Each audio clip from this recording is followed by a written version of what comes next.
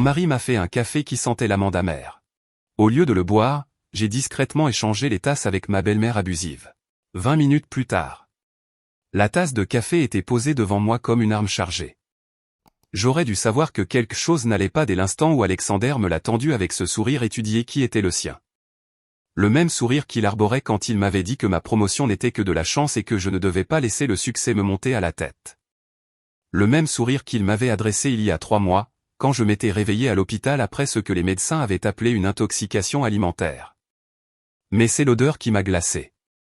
Douce, avec une note sous-jacente de quelque chose de vif et de chimique, comme l'amande amère.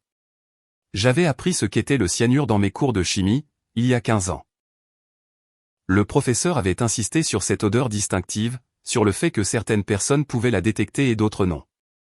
J'avais toujours fait partie des chanceux, avec la capacité génétique de la sentir. Chanceuse. Quelle blague. Bois, ma chérie, dit Alexander en s'installant dans sa chaise en face de moi. Sa mère, Eleanor, était assise entre nous à la table de la salle à manger, ses lèvres minces pincées dans leur désapprobation habituelle. Elle vivait avec nous depuis 6 mois, depuis son accident qui lui avait laissé une hanche cassée et une excuse pratique pour surveiller chacun de mes mouvements. Il refroidit, ajouta Eleanor, sa voix aussi tranchante que du verre. Alexander s'est donné tant de mal pour le faire spécialement pour toi. J'ai porté la tasse à mes lèvres, mais je n'ai pas bu. Au lieu de cela, j'ai étudié le visage de mon mari par-dessus le bord. Ses yeux étaient trop brillants, trop concentrés sur ma bouche. Ses mains étaient crispées sur la table, les jointures blanches. J'ai besoin d'aller aux toilettes, ai-je dit en me levant brusquement. Je reviens tout de suite. Sur le visage d'Alexander passa une lueur que je ne pouvais pas tout à fait nommer. De la panique? De la déception? Bien sûr, ma chère, dit-il, mais sa voix était tendue. Je me suis dirigé vers la salle de bain, l'esprit en ébullition. Il y a 3 mois, j'avais été transporté d'urgence à l'hôpital pour de graves douleurs à l'estomac et des vomissements. Les médecins n'avaient pas pu trouver de cause, mais j'avais été violemment malade pendant des jours. C'était arrivé juste après qu'on m'ait offert le poste d'associé principal au cabinet d'avocat où je travaillais. Le même poste pour lequel Alexander avait été recalé 2 fois. Avant de replonger dans l'histoire, veuillez nous dire dans les commentaires de quel pays vous regardez cette vidéo. Nous aimons savoir d'où vient notre famille mondiale. Et si c'est votre première fois sur cette chaîne, veuillez vous abonner, cela aide à soutenir notre chaîne. Bonne écoute. 2 semaines avant cela, j'avais trouvé un étrange reçu dans le portefeuille d'Alexander. Un reçu d'une entreprise de fourniture chimique. Quand je lui avais posé la question, il avait ri, disant qu'il pensait se lancer dans la photographie. Mais je n'avais jamais vu le moindre équipement de photographie dans notre maison. La semaine dernière, j'avais surpris Eleanor en train de fouiller dans mon ordinateur portable pendant que j'étais sous la douche. Quand je l'ai confrontée, elle a prétendu qu'elle essayait juste de vérifier ses emails, mais Eleanor avait son propre ordinateur. Elle n'avait jamais eu besoin d'utiliser le mien auparavant. Je me suis aspergé le visage d'eau froide et je me suis regardé dans le miroir. Mon reflet était pâle et tiré. J'avais perdu du poids au cours des derniers mois, non pas à cause d'un régime, mais à cause d'une nausée constante et de bas niveau que j'avais attribué au stress. Le stress de la promotion, de la présence constante d'Eleanor, du comportement de plus en plus froid d'Alexander. Mais si ce n'était pas du tout du stress? Je suis retourné dans la salle à manger, ma décision prise. Alexander et Eleanor chuchotaient ensemble, leurs têtes rapprochées. Ils se sont vite séparés quand ils m'ont vu. Tout va bien, demanda Alexander, son sourire trop large. Parfaitement, dis-je en me rasseyant. J'ai repris ma tasse de café, mais cette fois, j'avais un plan. Eleanor, vous avez l'air fatiguée, dis-je en me tournant vers ma belle-mère. Voudriez-vous un peu de café? Alexander en a fait beaucoup. Oh, je ne pourrais pas, dit-elle, mais je pouvais voir l'envie dans ses yeux. Eleanor adorait le café, mais Alexander en faisait rarement pour elle. J'insiste, dis-je en me levant. Laissez-moi vous chercher une tasse. Je suis allé à la cuisine, le cœur battant. Dans le placard, j'ai trouvé une autre tasse, identique à la mienne. J'ai versé du café de la même cafetière qu'Alexander avait utilisé, mais ce café sentait normalement. Pas d'amandes amères, pas de douces notes chimiques. Je suis retourné dans la salle à manger avec la tasse fraîche et je l'ai posée devant Eleanor. Puis, d'un mouvement fluide, j'ai échangé nos tasses tout en faisant semblant d'ajuster ma serviette. Voilà, dis-je en me rasseyant.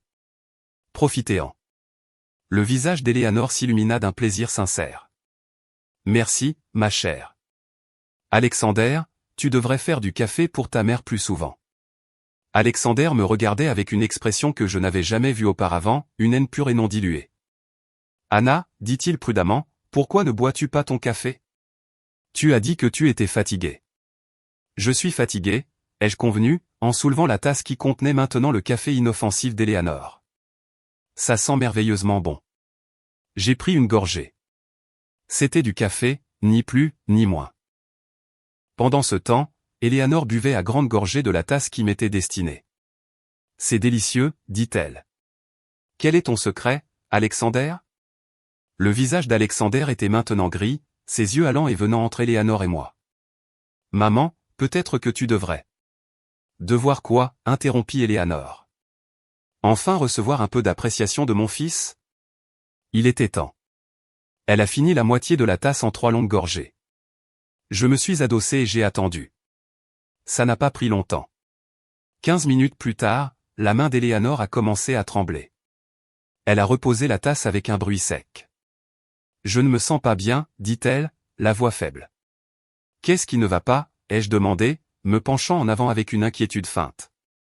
Le visage d'Eleanor était rouge, sa respiration rapide. J'ai chaud, des vertiges. Alexander était devenu complètement blanc. Maman, combien en as-tu bu? Presque tout, halta Eleanor. Pourquoi? Qu'est-ce que? Elle n'a jamais fini sa phrase. Son corps a été pris de convulsions et elle est tombée en avant, sa chaise basculant en arrière alors qu'elle heurtait le sol. Non. Cria Alexander, tombant à genoux à côté d'elle. Tu n'étais pas censé boire ça. Les mots restèrent suspendus dans l'air, comme un aveu. Je me suis levé lentement, sortant mon téléphone de ma poche. J'appelle le 911, dis-je calmement. Anna, attends. Alexander a attrapé mon bras, sa prise me faisant mal. Tu ne comprends pas. Je comprends parfaitement, dis-je en me dégageant. Tu m'empoisonnes depuis des mois. De petites doses, pas assez pour me tuer, juste assez pour me rendre malade, pour m'affaiblir. Pour que tout le monde pense que je faisais une dépression nerveuse à cause du stress de ma promotion. Le visage d'Alexander s'est décomposé. Ça ne devait pas se passer comme ça. Le café devait être la dernière dose.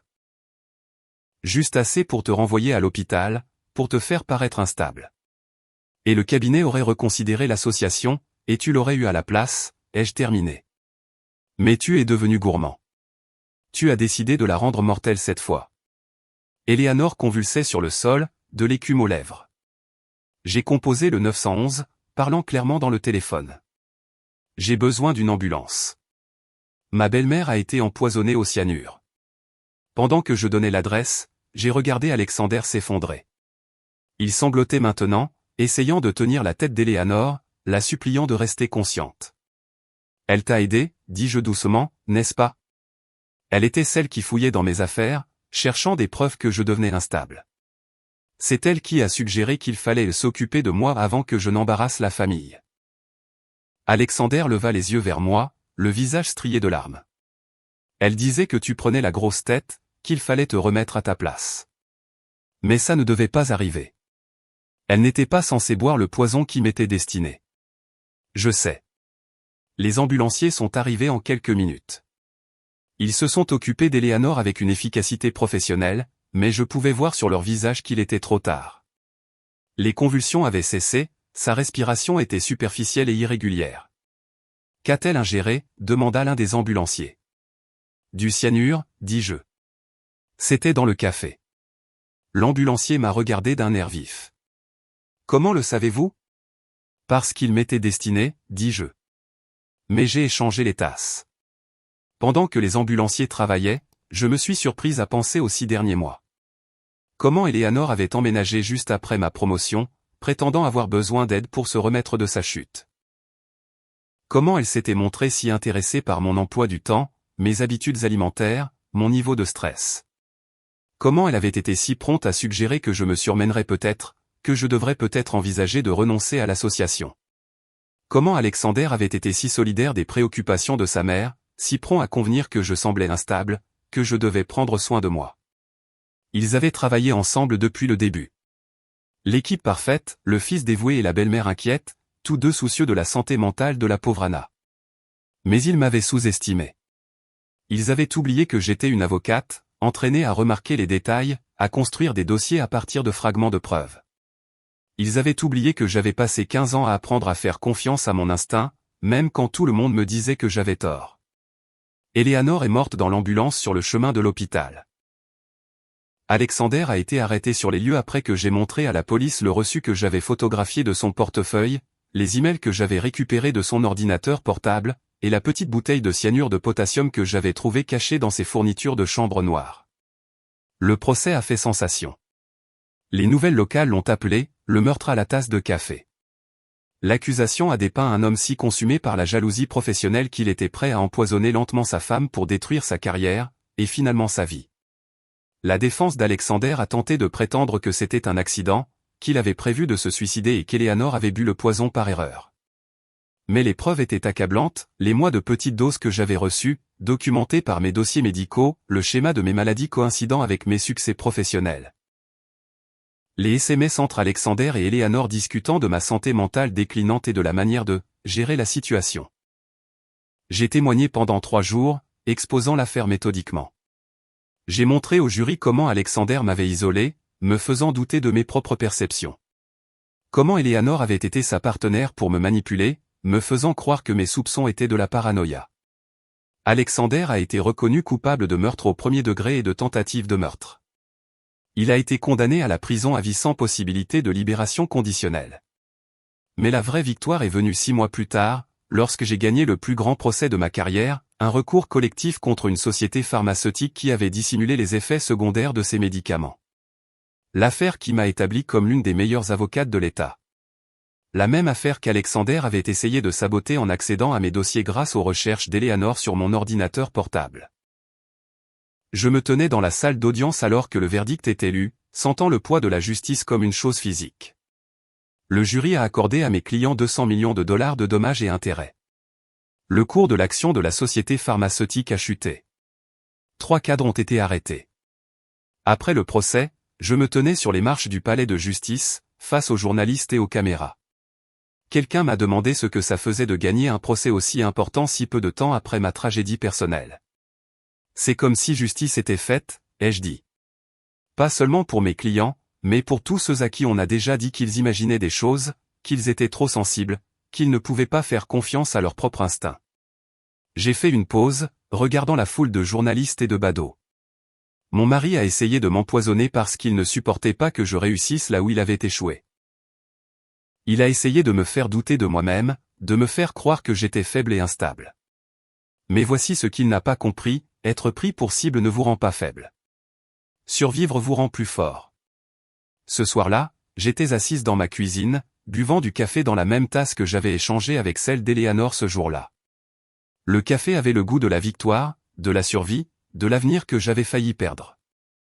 J'ai pensé à Alexander, assis dans sa cellule de prison, probablement toujours convaincu qu'il avait été victime de circonstances indépendantes de sa volonté, toujours incapable de comprendre que sa chute était due à sa propre arrogance, à sa propre incapacité à me voir comme autre chose qu'un obstacle à éliminer.